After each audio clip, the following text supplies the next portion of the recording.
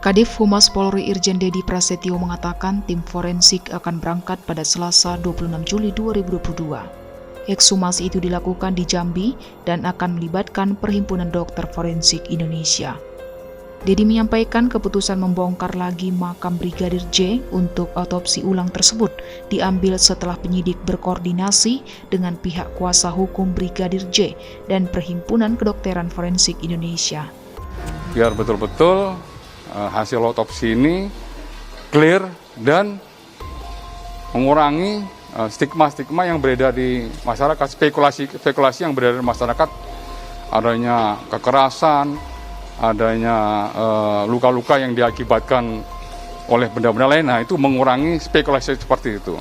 Nah, karena biar orang-orang expert di bidangnya itu yang bisa menjelaskan ya secara ilmiah dan juga tentunya bisa dipertanggungjawabkan.